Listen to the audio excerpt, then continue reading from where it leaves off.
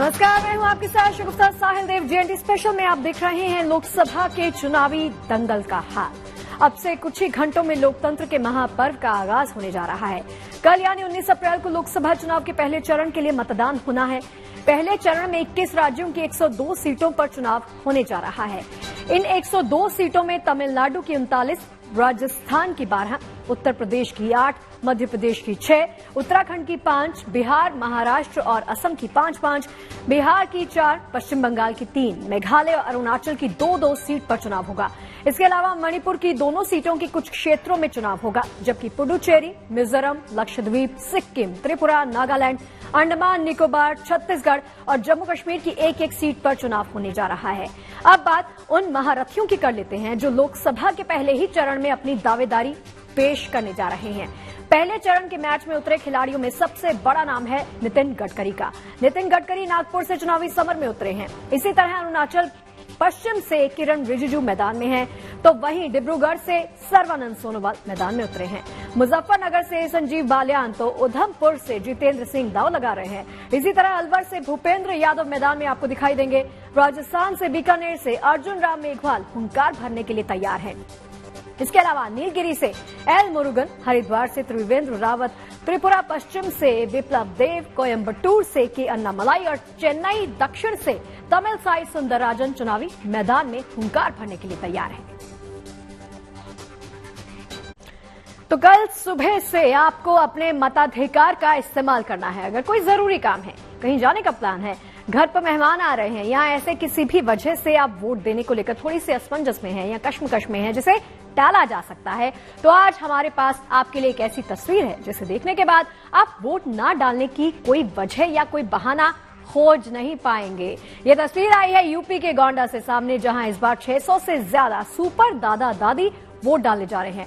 ये वो बुजुर्ग वोटर्स हैं जिनकी उम्र 100 साल से ज्यादा है। इनमें से कई तो ऐसे भी हैं जो जीवन में 125 वर्ष की दहलीज को छूने वाले हैं। चलने के लिए इन्हें भले ही पड़पोते पोतियों का सहारा लेना पड़ता है, लेकिन हौसला और जिम्मेदारी एहसास इतना बुलंद कि इसके आगे युवा शर्मा जाएं। हमारे यहाँ अक्सर घर परिवार के बड़े छोटों का आशीर्वाद देते हैं कि बेटा तुम्हारी 100 बरस की उम्र हो। वास्तव में ये बुजुर्ग वोटर हमारे लोकतंत्र के लिए ऐसे ही आशीर्वाद से कम बिल्कुल नहीं, जिनकी छाया में भारत अपने पहले चुनाव से 18वीं लोकसभा के चुनाव तक आ पहुंचा। कभी दुनिया में लोकतंत्र की हथेली के नवजात से वयस्क होने तक का सफर पूरा कर चुका है। गोंडा का प्रशासन इन बुजुर्गों के लिए वोटिंग को आसान बनाने की पूरी कोशिश कर रहा है। अव्वल तो इनके लिए घर पर ही वोटिंग की व्यवस्था की जाएगी, लेकिन जो बुजुर्ग होम वोटिंग का ऑप्शन नहीं चुनते हैं तो उन्हें बूथ तक ले जाने के लिए ई रिक्शा का इंतजाम किया जा रहा है। वोटिंग को लेकर इनका उत्साह कितना है, जानने के लिए 101 साल की वोटर कर्मा देवी को ही जरा सुन लीजिए।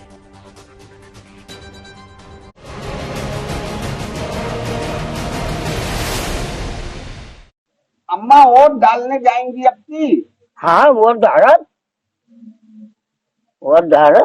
अच्छा, क्या चाहती हैं आप? है? क्या चाहती हैं? बच्चा हमको सुनाई चाहिए।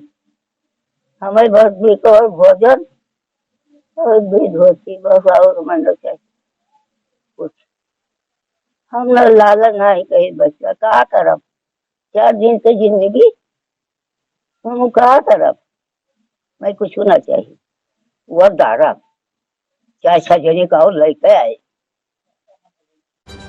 देखिए, ये जानना कितना सुखद है कि जिन मतदाताओं ने देश में हुए पहले चुनाव में अपने वोट का प्रयोग किया था, वो 2024 के चुनाव में भी अपना वोट डालकर अपने मनपसंद जनप्रतिनिधियों को चुनेंगे।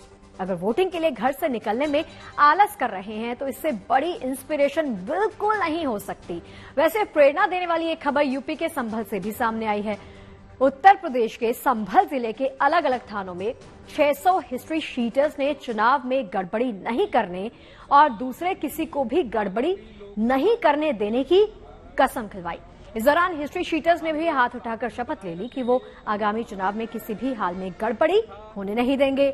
लोकसभा चुनाव के तीसरे चरण यानी 7 मई को संभल समेत यूपी की 10 लोकसभा सीटों पर मतदान होगा। ऐसे में यूपी पुलिस की इस अनूठी पहल को काफी सराहा जा रहा है।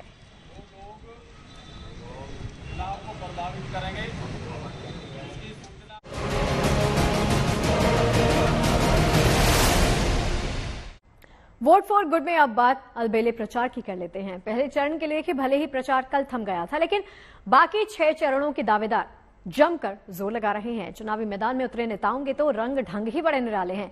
हम आपको दिखा रहे हैं कुछ ऐसे ही नेताओं की बेहद खास तस्वीरें। पहली तस्वीर पश्चिम बंगाल से आई है, जहां सिलीगुड़ी में टीएमसी सुप्रीमो और मुख्यमंत्री ममता बनर्जी अनोखे ही रंग में नजर आई। ममता दीदी लड़कियों के साथ मंच पर थिरकती हुई नजर आई, यानी चुनाव प्रचार में नेता सारे तरीके आजमा रहे हैं। एक तस्वीर दक्षिण भारत से भी आई है, जहां केरल के इडुक्की में प्रचार के लिए बाइक रैली निकाली गई। वहीं तीसरी तस्वीर यूपी के पीलीभीत से है, जहां प्रचार रैली के दौरान बीएसपी सुप्रीमो मायावती का स्वर्ण श्रृंगार किया गया। दरअसल पीलीभीत के बिसलपुर इलाके में मंगलवार को मायावती की चुनावी जनसभा थी।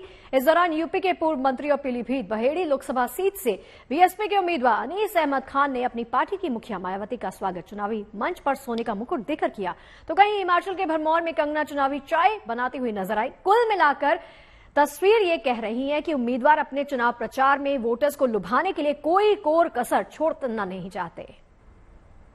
देखिए, वोट फॉर गुड में अब आपको लेकर चलेंगे यूपी के गाजियाबाद, जहां के वोटर्स ने विरोध जताने का, अपनी आवाज पहुंचाने का चुनावी मौसम में एक अनोखा सा तरीका निकाल लिया है। गाजियाबाद के वोटर्स ने साफ लफ्जों में प्रशासन और नेताओं तक अपना संदेश पहुंचा दिया है।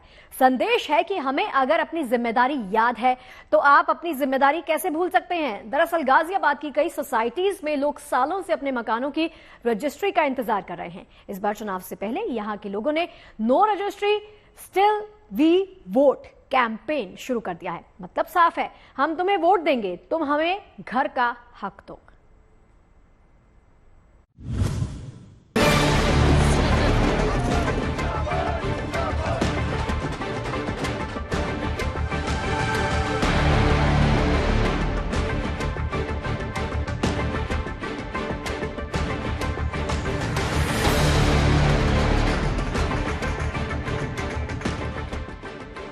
आम चुनाव यानी लोकतंत्र का सबसे बड़ा उत्सव। हर बार कितने उत्साह और कितनी उम्मीदों के साथ शहर शहर गांव गांव इस उत्सव का हिस्सा बनते हैं। हर बार इस उम्मीद के साथ कि जिसे वो चुन रहे हैं वो उनके लिए बेहतर वर्तमान और बेहतरीन भविष्य के रास्ते बनाएगा।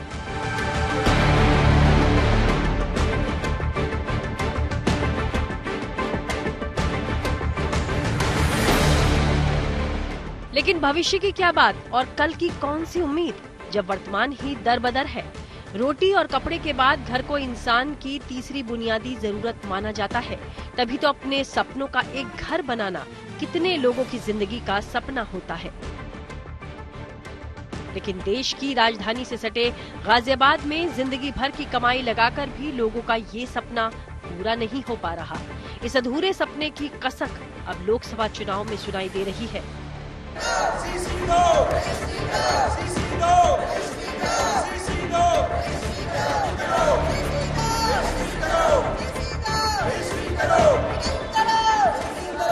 कि नो रजिस्ट्री नो वोट, ऐसे में गाजियाबाद के बायर्स ने एक अलग ही मुहिम शुरू की है। इनके बैनर्स पे लिखा हुआ है no CC no registry still we vote. मतलब हमारे फ्लैट की सीसी नहीं हुई, रजिस्ट्री नहीं हुई, फिर भी हम वोट कर रहे हैं।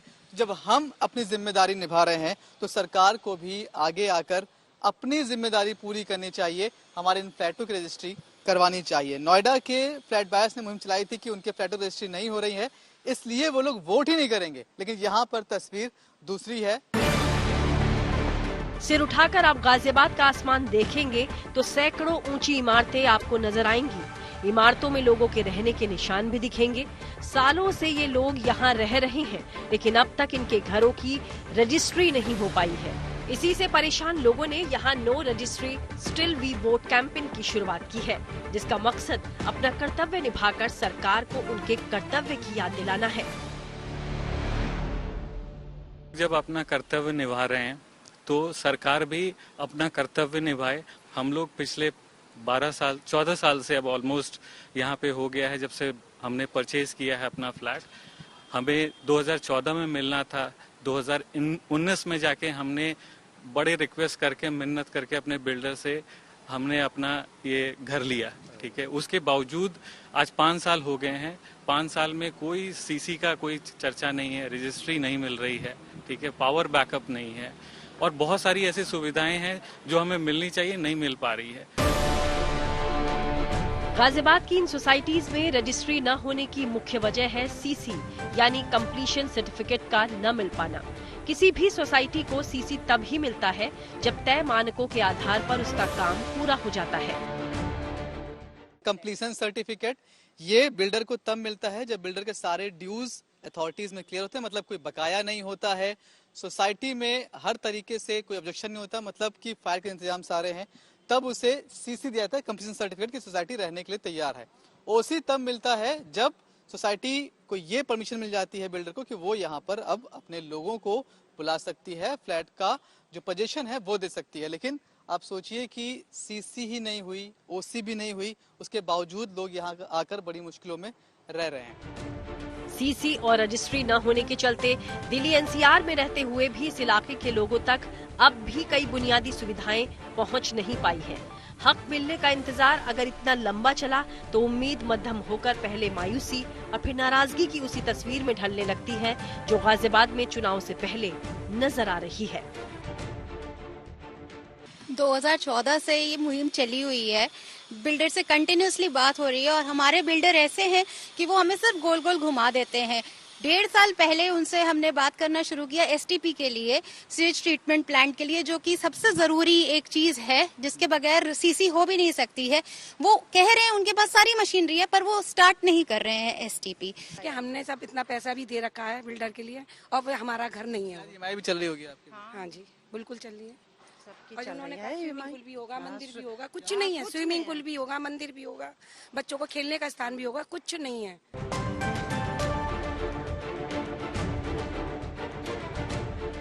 फिलहाल देश भर में मतदान के लिए जोर शोर से तैयारियां जारी हैं। प्रशासन की तरफ से ज्यादा मतदान के लिए लोगों को जागरूक करने की तस्वीरें भी लगातार आ रही हैं। लेकिन इन्हीं तस्वीरों के बीच गाजियाबाद की ये तस्वीर भी है जहां के नागरिक अधिकार पाने के संघर्ष और कर्तव्य निभाने के पसोपेश के बीच हाथ बांधे खड़े हैं। गाजियाबाद से मनीष चौरसिया के साथ bureau report, good news today.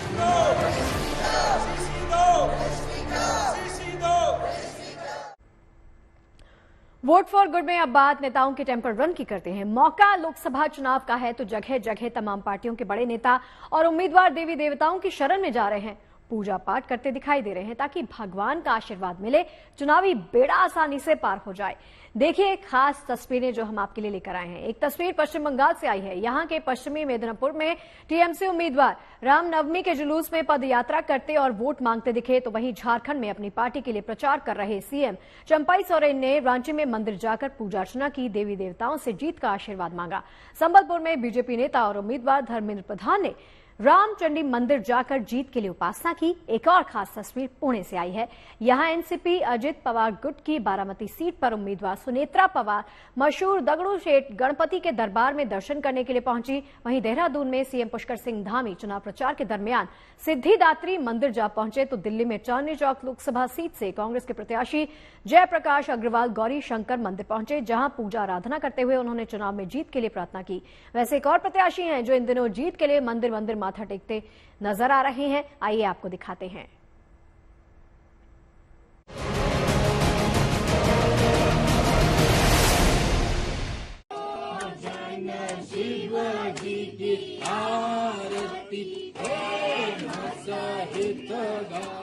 आस्था और भक्ति में लीन कंगना रनौत की ये तस्वीरें चुनावी माहौल में भक्ति की शक्ति में उनकी आस्था को बयां करती है।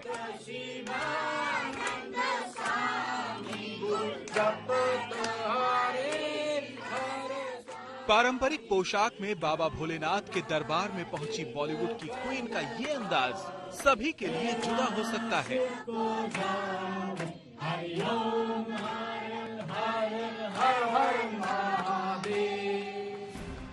राजनीति का मैदान कंगना रनौत के लिए भले ही नया है, लेकिन हिमाचल प्रदेश उनकी जन्मभूमि है और जन्मभूमि से जीतने के लिए बॉलीवुड एक्ट्रेस कंगना रनौत इन दिनों चुनाव प्रचार में जोरों शोरों से लगी हुई हैं। मंडी लोकसभा से बीजेपी प्रत्याशी के रूप में इन दिनों वो लोकसभा क्षेत्र के अलग अलग हिस्सों का दौरा कर रही हैं। इस चुनावी अभियान के लिए कंगना भरमौर पहुंची। इस दौरान कंगना पारंपरिक पोशाक में नजर आईं। कंगना ने विश्व प्रसिद्ध 84 परिसर के मंदिरों में लुआचड़ी डोरा पहनकर भोलेनाथ के दर्शन किए और मंदिर में माथा टेक कर जीत का आशीर्वाद लिया। मंदिर परिसर में गद्दी वेशभूषा पहनकर नतमस्तक हुई कंगना की ये हिमाचल में जीत की तैयारी है। कंगना ने बाबा भोलेनाथ से लोकसभा चुनाव में जीत के लिए आशीर्वाद लिया। वहीं कंगना को अपने बीच पाकर उनके प्रशंसकों और कार्यकर्ताओं में खुशी की लहर दौड़ गई। लोगों ने कंगना के साथ सेल्फी ली।